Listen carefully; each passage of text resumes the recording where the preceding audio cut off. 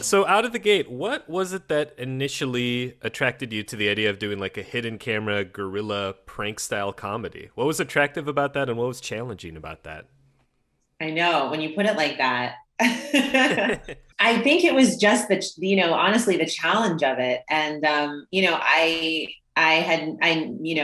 I had watched Eric's show on Adult Swim and was a big fan. And I thought the script was really funny. And I just like the whole conceit of putting these two guys in this world with real people and these crazy situations and seeing what happens. So it was a comedy, but it was sort of like a comedy on steroids. It was Yeah. it just seemed like a really fun challenge. So Did you at any point go through like a training period on how to perform in this style or like a boot camp or was there a specific audition?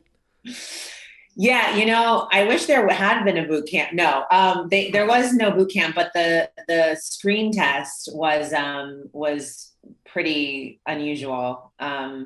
They just told me to show up at the Glendale Galleria in Los Angeles, and we had like a 5-minute discussion about a situation, a fake prank that we were pulling on an employee that worked at the Men's Express store on the lower level. And it was, it was literally like just being thrown into the fire, which I think is the best way to do it with this sort of stuff. And, they had a couple different versions of what they wanted to do, but they had someone filming it.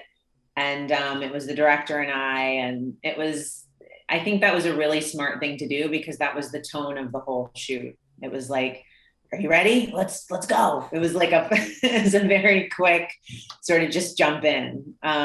So you don't really have time to mess it up thinking about it. I love that. What were the specifics of that prank? What did you have to do? I think that the scenario was that I remember now.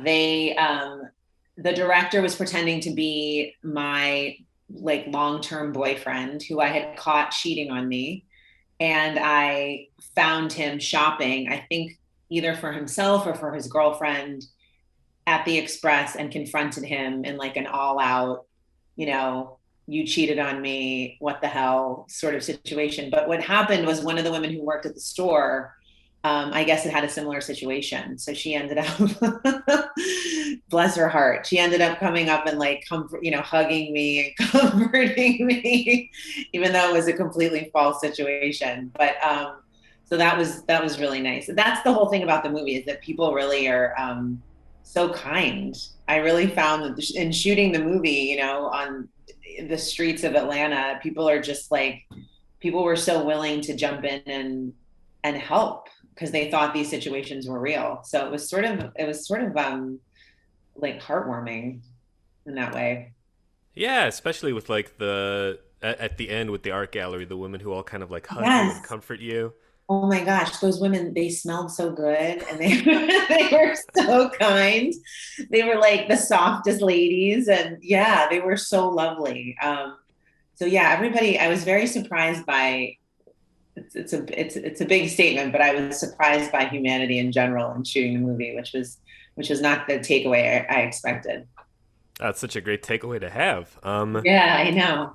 Quickly shifting from Bad Trip for a little bit, I'm a big fan of Bones, and I'm wondering Oh, if there have been any conversations about returning to that world, about some kind of revival or anything like that.